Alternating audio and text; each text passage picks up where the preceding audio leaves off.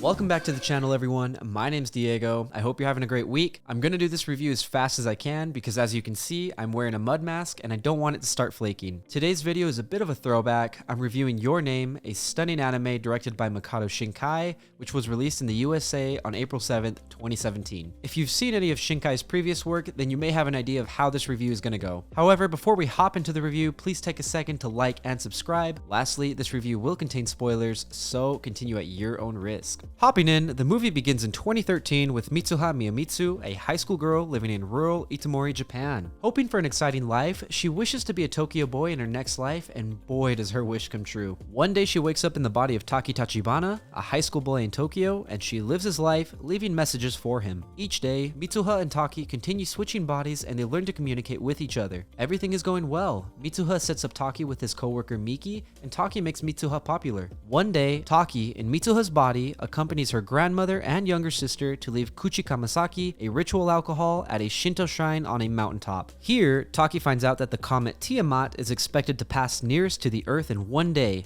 the day of the autumn festival. The next day, Taki, back in his body, goes on a date with Miki, but she tells him she can sense that he's thinking of someone else. Taki attempts to call Mitsuha, but can't get through. The next day, he finds himself in his body again, and this continues for weeks. Taki, Miki, and Tsukasa travel to Itomori, using a sketch Taki drew as a reference. On the way there, they run into a restaurant owner who recognizes the town, but he informs them that it was destroyed 3 years earlier when a fragment from Tiamat broke off. Taki notices that the phone messages from Mitsuha disappear and his memories of her begin to fade. Shortly after, the group find Mitsuha's name in the record of fatalities. Miki and Tsukasa return to Tokyo, but Taki journeys to the shrine. There he drinks Mitsuha's Kuchi Kamasaki and lapses into a vision, glimpsing Mitsuha's past. He sees that she came to Tokyo a day before the comet and gave him her hair ribbon, which he's worn ever since. Going beyond just glimpsing the past, Taki wakes up in Mitsuha's body on the morning of the festival. He convinces Mitsuha's friends, Tessie and Sayaka, to help him evacuate Itomori. He then heads back up to the shrine where he can sense Mitsuha in his body. At twilight, in a magical, beautiful, brief moment, Taki and Mitsuha meet. They return to their own bodies, and Taki returns Mitsuha's ribbon as they attempt to write their names on each other's palms. However, before Mitsuha can write hers, twilight passes and they go back to their respective timelines. In Mitsuha's time, the evacuation plan fails, so Mitsuha heads to her father, the mayor, to ask for help. On the way, she begins forgetting Taki and looks at her palm. Instead of writing his name, he wrote "I love you." In Taki's timeline, we see that Tiamat has crashed, but he remembers nothing. 5 years later, Taki has graduated high school and is applying for jobs. He feels he's lost something important, but can't identify it. In his timeline, Itomori was still destroyed, but all of the people survived since they were evacuated in time. Since then, Mitsuha has moved to Tokyo. One day, Taki and Mitsuha catch glimpses of each other on opposite trains, but they are drawn to seek each other out. They finally meet at the stairs of the Shuga Shrine, a set of real stairs in Tokyo, Japan.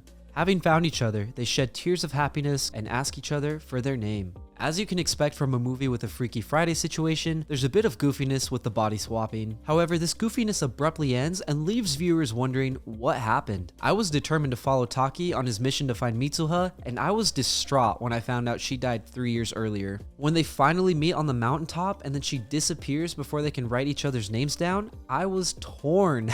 This movie is not your typical romance movie, but for the best of reasons. As the movie ends and they reunite, I was internally cheering. Looking back on the time travel aspects of the story, I believe they helped move the plot forward, unlike most movies that use time travel antics. When it comes to the acting, I loved it. You're gonna shame me for this, but I watched the English dubbed version. However, in my defense, I absolutely love over-the-top voice acting, and I don't get distracted by it. I'm gonna butcher this, but I enjoyed the voice acting by Stephanie Sheh and Michael Sinterniklas. The pace and direction of the film were unexpected and unfamiliar, but they worked surprisingly well. Just as Mitsuha and Taki are getting used to the body swapping, it stops. This gives Taki the adventure of a lifetime and drives him to meet his soulmate. Despite how well the movie flowed, there were a couple of moments that I felt could have been sped up, but before I could get too antsy, the film moved on. I seriously enjoyed the score, soundtrack, and dialogue within the film. Rock band Radwimps did a great job. Their music was played at the right time, creating excitement when it was needed. In more intimate moments, the movie was also scored nicely,